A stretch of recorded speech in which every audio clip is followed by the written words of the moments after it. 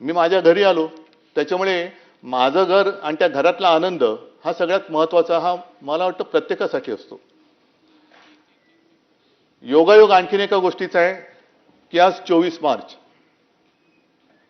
24 मार्च म्हणजे आपल्या 6 वर्षापूर्वी माननीय पंतप्रधानांनी देशभरामध्ये अचानक लॉकडाऊन जाहीर केला होता. त्याचा आजचा 6वा काय स्मृती दिन म्हणा किंवा काही म्हणा. म्हणजे जिथपासून माझं काम खरं सुरू झालं त्या दिवशी मी सभागृहाचा निरोप घेतोय. आणि या सगळा तो जो काही कालखंड होता तो फार विचित्र होता. योगायोग मी म्हटलं तर आणखीन एका गोष्टीचा आहे, कारण माझ्या मंत्रिमंडळाच्या पहिल्या बैठकीत पहिला निर्णय जर का कोणता घेतला गेला असेल तर रायगडाला निधी देण्याचा निर्णय हा माझ्या मंत्रिमंडळातला पहिला निर्णय होता. आणि मंत्रिमंडळातला शेवटचा निर्णय होता तो औरंगाबादचं नामांतर करणं आणि त्याला छत्रपती संभाजीनगर करणं. संभाजीनगर जे शिवसेना प्रमुख म्हणायचे की औरंगाबाद नाही संभाजीनगर आहे, तर ते नामांतर करून माझी कारकीर्द संपली. पण ह्या मधल्या 2.5 वर्षामध्ये जो काही कालखंड होता तो फार भयानक होता. संकटामागून संकट येत होती. कोरोनासारखं भयानक संकट जे कोणाच्याही आयुष्यात कधी येऊ नये अशी साथ जर का आपण इतिहासात डोकवलं तर 100 वर्षापूर्वी आली होती.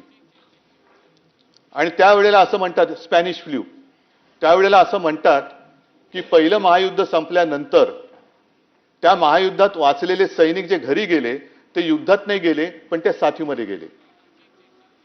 त्याही वेळेला त्याचा काही अंदाज कोणाला आला नव्हता आणि याही वेळेला कोणाला अजून अंदाज आलेला नाही. आरोग्य व्यवस्था वाढवायची कशी, आणि त्याही बाबतीत मला एका गोष्टीचं समाधान आहे की सर्व सहकार्यांनी मंत्रिमंडळातल्या सुद्धा आणि सर्व सरकारी जी काही यंत्रणा आहे त्यांनी सहकार्य केलं. एक टास्क फोर्सची आपण निर्मिती केली. कदाचित देशामध्ये आपलं राज्य पहिलं असेल की त्यांनी कोरोनासाठी टास्क फोर्सची निर्मिती केली. पेशंटचे बेड, रुग्णशय्या वाढवल्या आपण, जवळपास 3.5 लाखाच्या वरती नेल्या होत्या. आता 6 वर्षापूर्वी ऑक्सिजन सिलेंडरची कमी होती आणि 6 वर्षानंतर आज गॅस सिलेंडरची कमी आहे. हा पण एक विचित्र योगायोग आहे. आपल्या कोरोनाबद्दलचं जे एक युद्ध होतं, कोरोनासोबतचं युद्ध होतं आणि त्याच्यात वाखाणली गेली ती आपली एक कामगिरी मुंबई मॉडेल या नावाने. मुंबई मॉडेलची त्याची वाखाणणी ही जगभर झाली. अगदी WHO सुद्धा केली. न्यूयॉर्क टाइम्समध्ये सुद्धा त्याच्याबद्दल माहिती आली, बातमी आली. विशेषतः धारावीमध्ये लागण झाल्यानंतर एवढी गच्च असलेली धारावी, त्यावेळेला धारावीकडे कोणाचंही लक्ष नव्हतं. आता ते झाल्यानंतर तिकडे सगळ्यांचं लक्ष जायला लागलेलं आहे. ही एक जी काही वृत्ती असते की संकटात असताना कोणी धावून येत नाही, पण कोरोनामध्ये आपल्या महाराष्ट्राने जे काम केलं त्या कामाचं कौतुक तसं कोणी केलं नाही. इतर राज्यांमध्ये आपण बघितलं की उत्तर प्रदेशमध्ये गंगेमध्ये शव वाहत होती, मृतदेह वाहत होते. गुजरातमध्ये सार्वजनिक चिता पेटल्या जात होत्या.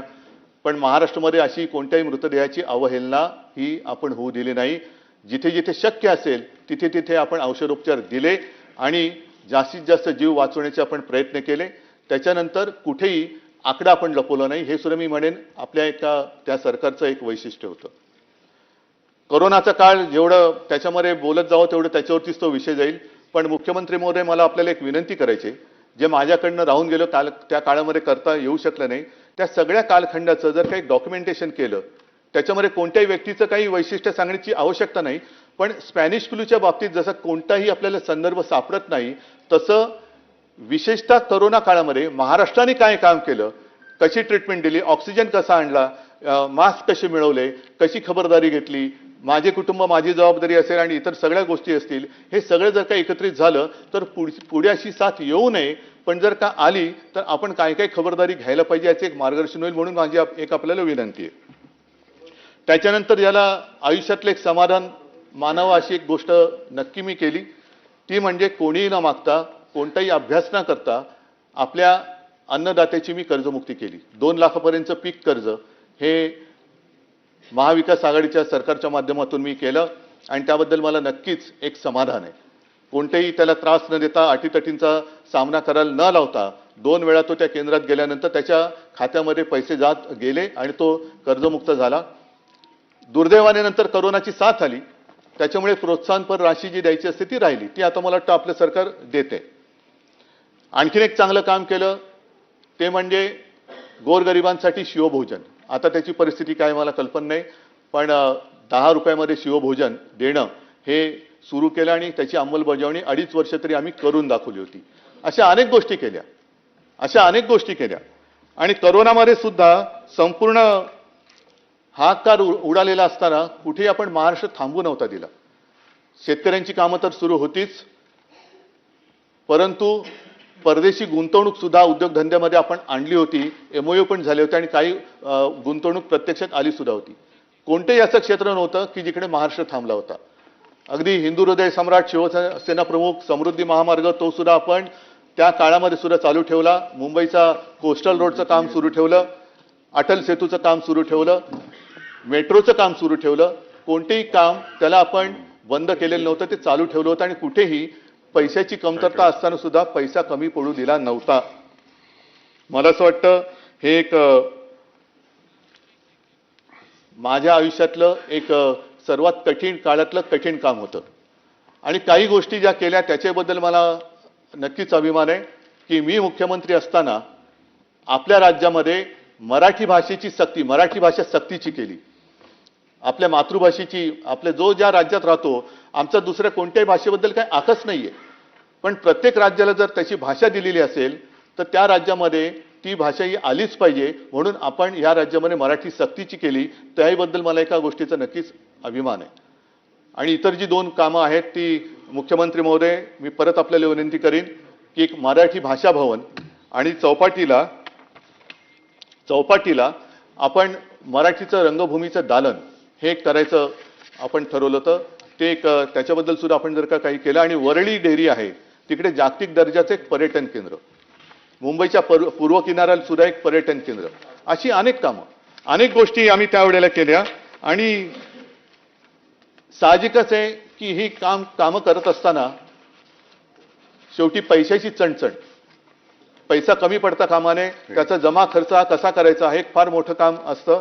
आणि तिथे आता माननीय उपमुख्यमंत्री जी आपण जे बोललात अजितदादा यांनी खंबीर साथ मला दिली, त्याच्यामुळे त्यांचं सहकार्य हे मी कधीच विसरू शकत नाही.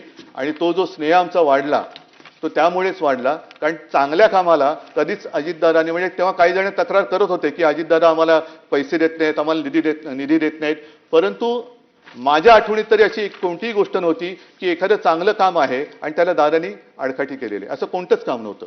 त्याच्यामुळे मला खास त्यांची आज आठवण तर येते कारण या सगळ्या जो काही कालखंड आहे त्याच्यात ते एक मजबूत खांबासारखे माझ्यासोबत उभे राहिले आणि इतरही माझे सगळे मंत्री त्यावेळेला सोबत उभे राहिले, त्याच्यामुळे त्यांना सुद्धा मी धन्यवाद देतोय.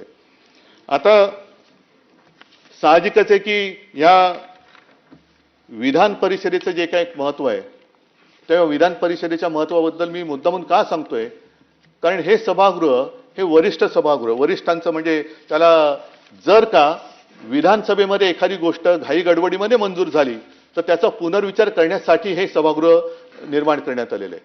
आणि या सभागृहामध्ये साधारणतः कोण येतं तर विविध क्षेत्रातले जे सामाजिक, आता आपण ज्यांचा उल्लेख केला आजही आहेत, नाही याच्यातला भाग नाही, पण याच्यामध्ये साहित्यिक आहेत, विचारवंत आले पाहिजेत, शिक्षक मतदारसंघातून येतात, त्याच्यानंतर काही समाजसेवक आहेत, विविध क्षेत्रातले जे मान्यवर आहेत की ज्यांच्याकडनं काहीतरी विचार आपण घ्यावेत आणि आपल्या कारभारात सुधारणा करावी, असे विचारवंत हे मग नामनिर्देशित असतील किंवा त्यांच्या वेगवेगळ्या मतदारसंघातल्या निवडणुकांमधून असतील, हे या सभागृहात अपेक्षित असतात. आणि या सभागृहामध्ये ठीक आहे, आज आम्हाला निरोप देत आहेत, प्रत्येक जण इकडे येतो आणि काही ना काहीतरी देऊन जातो. आम्ही काय दिलं हे आम्ही काय सांगण्यासारखी गोष्ट नाही, ते जर काय दिलं असेल तर काय असेल ते असेल. पण यापूर्वी जे सदस्य या सभागृहात येऊन गेले आणि त्यांनी ज्या काही गोष्टी इकडे दिलेल्या आहेत, माझी आपल्याला विनंती आहे की मी एकूण जे काही मधल्या काळामध्ये सगळा कारभार बघतोय याही सभागृहाचा, खालच्याही सभागृहाचा, सदस्य जे निवृत्त होत आहेत त्यांना आपण निरोप जरूर द्यायला पाहिजे कारण ती त्यांची तेवढी टर्मच असते. पण आजपर्यंत ज्या दिग्गजांनी जे आपल्याला संस्कार दिलेत आणि परंपरा दिले, त्याला मात्र या सदस्यांनी जसं हे सभागृह कधी विसर्जित होत नाही, तसंच त्यांनी दिलेले संस्कार आणि परंपरा याला सुद्धा आपण कधी निरोप देता कामा नये, ह्याची खबरदारी आपण सगळ्यांनी घ्यायला पाहिजे. आणि या सभागृहामध्ये जर का थोडीशी एक जुनी नामावली काढली तर अगदी सुरुवातीपासून पद्मभूषण शकुंतला परांजपे, रँगलर परांजपे यांच्या कन्या, ज्यांनी स्त्री महिला क्षेत्रामध्ये फार महत्त्वाचं काम केलं, विशेषतः कुटुंब नियोजन असेल आणि महिला शिक्षण असेल याच्यावरती त्यांचं योगदान फार महत्त्वाचं आहे.